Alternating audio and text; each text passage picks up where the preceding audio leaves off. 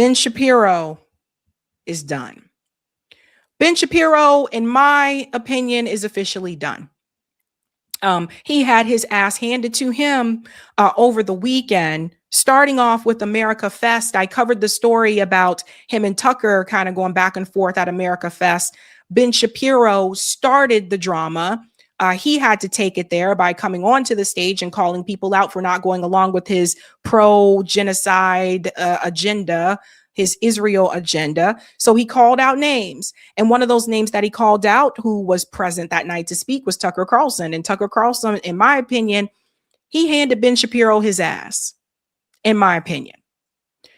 But America Fest has continued, and now others have come forward to call out Ben Shapiro.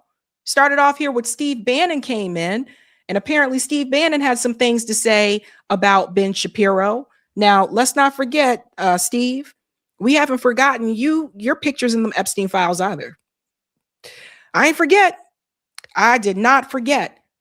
But listen to what he said about Ben Shapiro. Now, Benji Shapiro sat up here last night, and he was all, it's all about the truth. Ben, I know you. Now, Benji Shapiro sat up here last night, and he was all, it's all about the truth. Ben, I've known you a long time, brother. You can't handle the truth.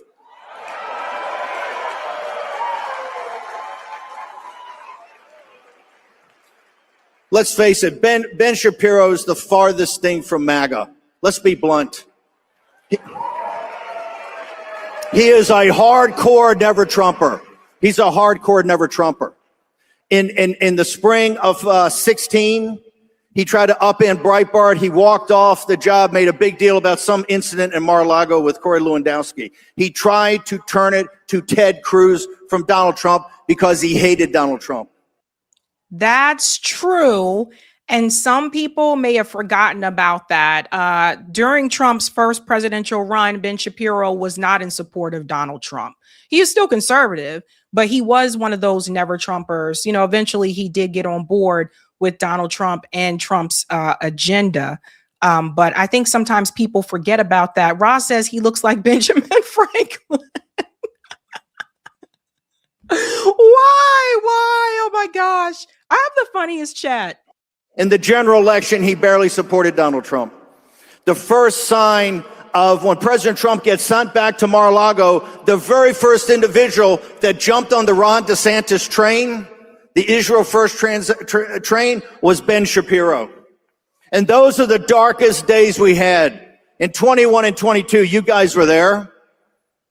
He's consistently been against Trump. And now that President Trump doesn't back the Greater Israel Project. What is Greater Israel? It's not about Israel itself. It's about an expansionist Israel, an imperial Israel that Netanyahu and that crowd have thought up. And the Israel First crowd is Ben Shapiro, Tel Aviv Mark Levin, and many others that want to put that ahead of America's interests.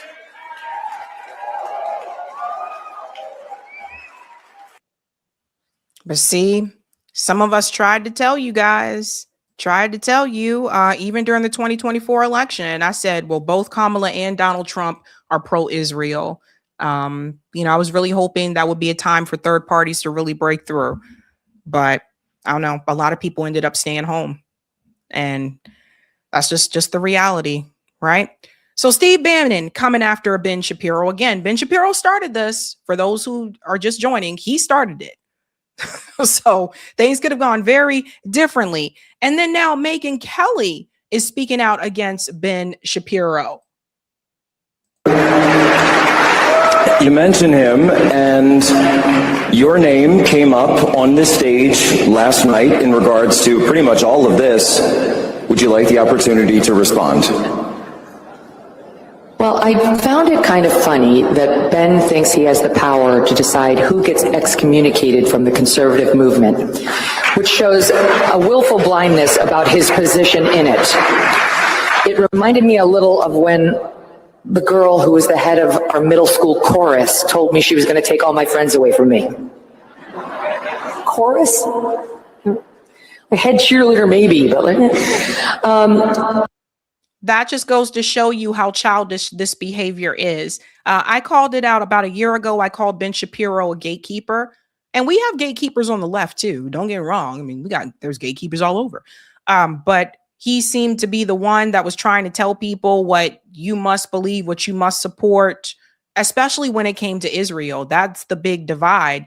Ben Shapiro is blaming Candace Owens and Tucker Carlson for dividing the MAGA movement about Israel. And I said, well, no, that movement started to divide because of Israel's actions, because Israel was killing children, and we could see the images everywhere. Like, all of us in the world could see the images everywhere. So obviously they weren't expecting support from the left, but Israel knew that they had that established support with at least evangelical Christians that are part of the conservative movement. After these images repeated, for over 2 years, people started to change their mind and be like, wait a minute, this is ridiculous. Like, they are really they're just trying to kill whatever, whoever. They don't care about these kids. And then, the rhetoric that was coming from the Israeli ministry and the cabinet members as well, where they were saying that they wanted to get rid of all of them.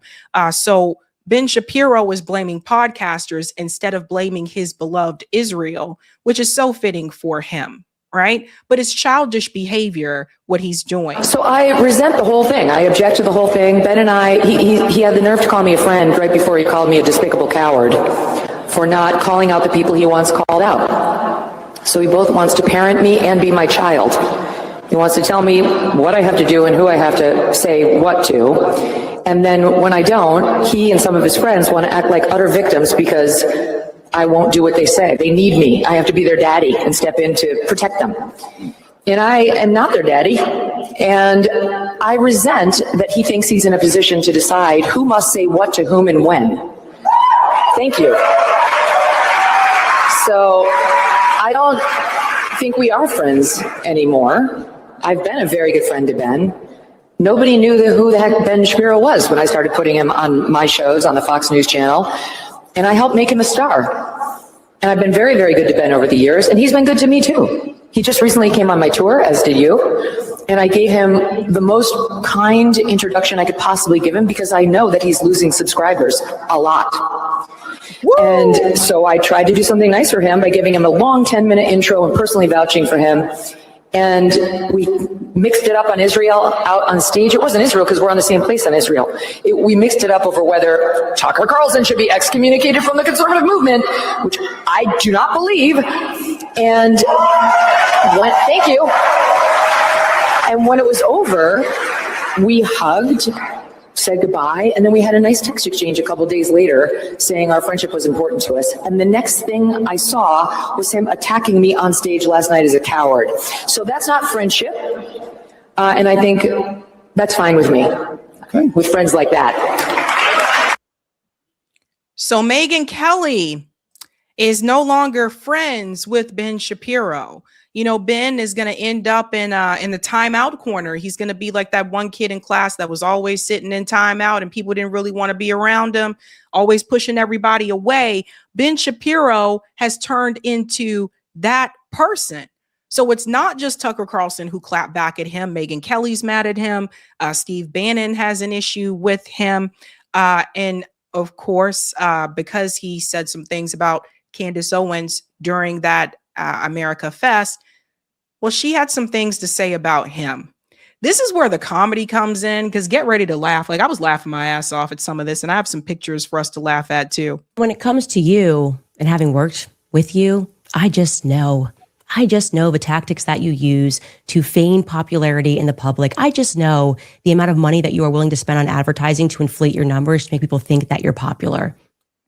Damn. Let's go back a little bit. Hold on. Because did I show you what okay, let me show you what he said for those who didn't hear. So, if Candace Owens decides to spend every day since the murder of Charlie Kirk casting aspersions at TPUSA and the people who work here, who worked with Charlie every single day, his best friends, to cast aspersions at Mikey McCoy and Andrew Colvin and Blake Neff and Tyler Boyer, and yes, at Erica Kirk, and to imply or outright claim complicity in a cover-up over Charlie's murder, to spew absolutely baseless trash implicating everyone from French intelligence to Mossad to members of TPUSA in Charlie's murder or a cover-up in that murder, then we, as people with a microphone, have a moral obligation to call that out by name. But he never said this to her face, right? Because there were multiple opportunities that Candace gave Ben Shapiro for a debate. There were multiple opportunities. When he fired her from the Daily Wire, she was open to having a debate. He was like, has to be this day, this time in person. Same thing that TPUSA did recently, by the way. I was like, oh, same tactic. But there were multiple chances where Ben could have done that. So I felt like what he did here was also kind of cowardly, where like he was willing to do that on stage in front of an audience, but he wasn't willing to say this to her face. And he knew she wasn't there to defend herself. So her response to him was this. So no, Tucker Carlson, it is not an excuse to go silent on Candace's targeting of TPUSA.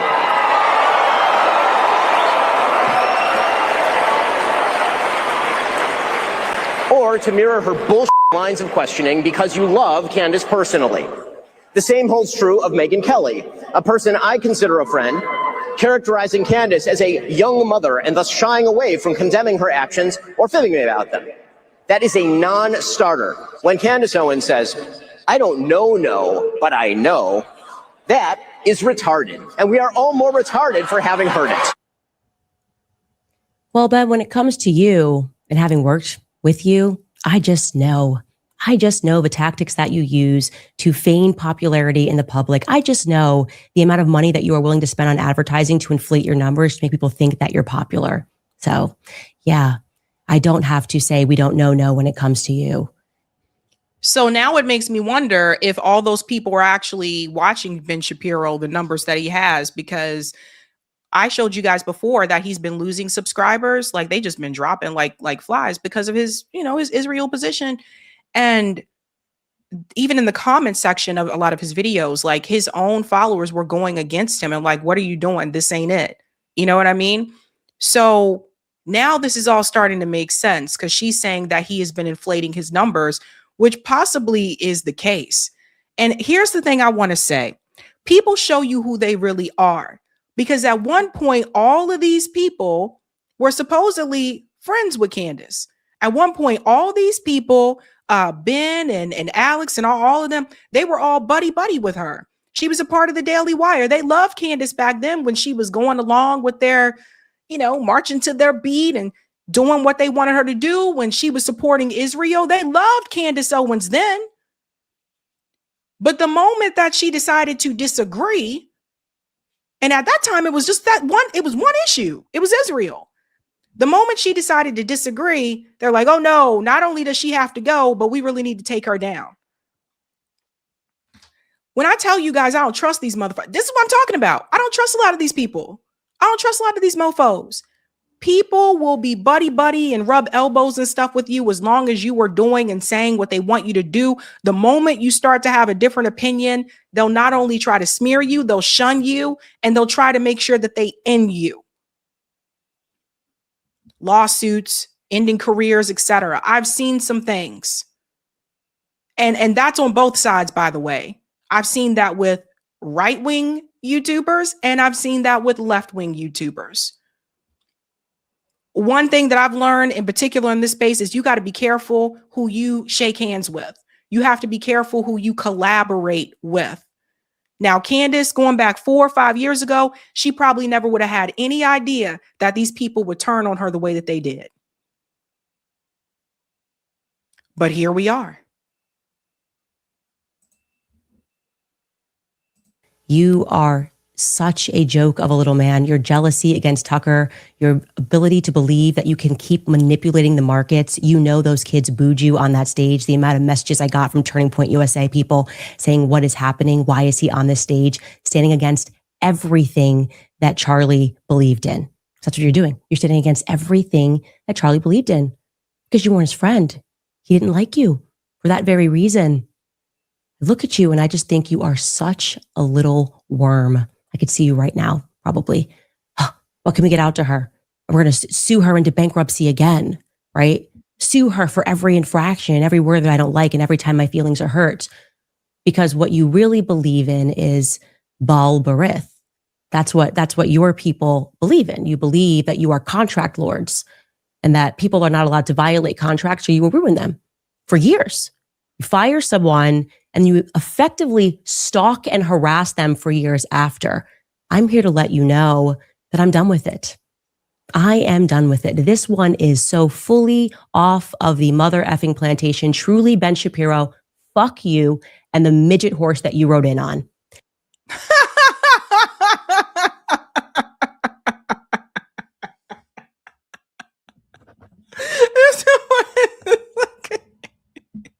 It's a midget horse.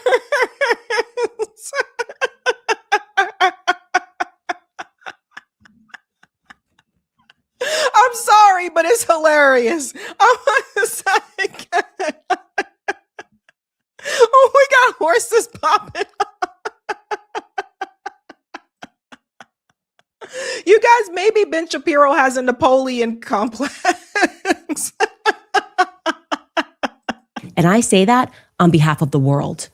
I know you're going to get applauded by Konstantin Kisin and Andrew Christ is King Clavin and all of the people, the men who have to keep applauding what you do like you're a 4-year-old to make you feel good. But the rest of the world can't stand you.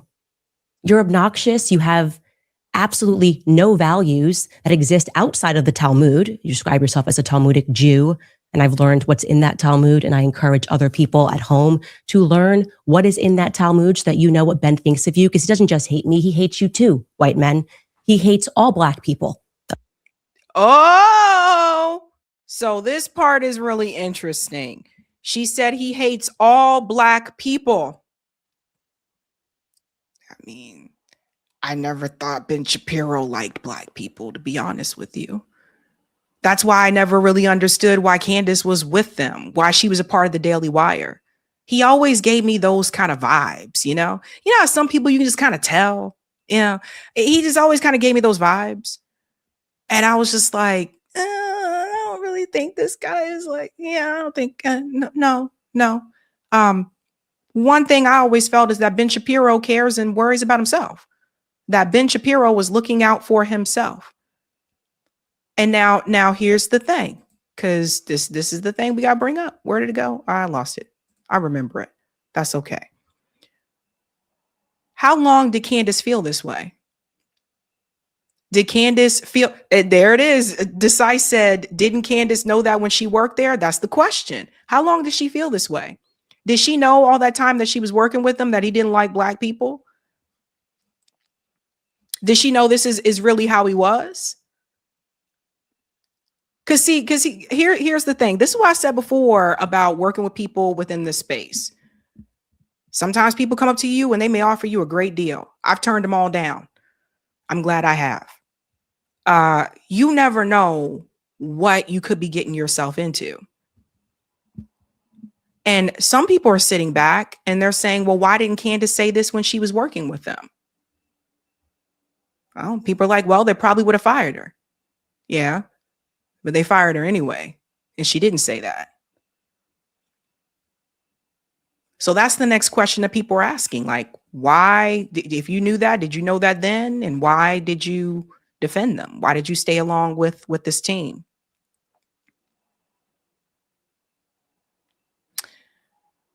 So that's the question a lot of people have.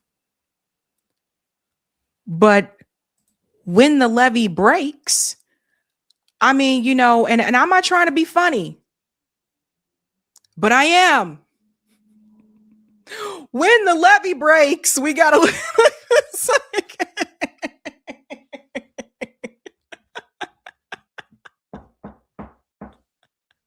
the levee breaks, you know, I was trying to imagine, what does this midget horse look like? And that's a one, you know? And here's the thing, the horse is cute. It's an adorable horse. But I mean, and it's, you know, there's other other horses that are out there like this one. I don't think.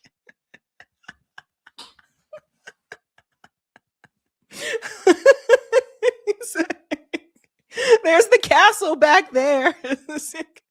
Hey, yo, Silver, and just riding in on the horse. They gave him a wig.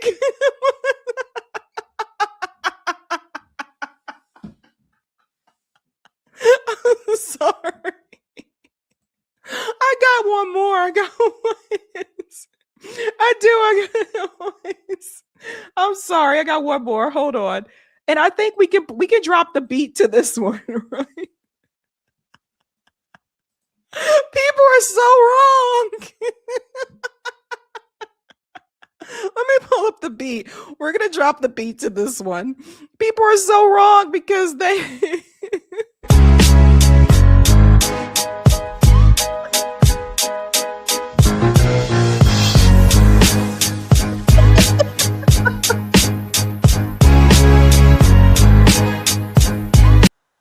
Should we do pressure? Wait. Let's see how you do under pressure.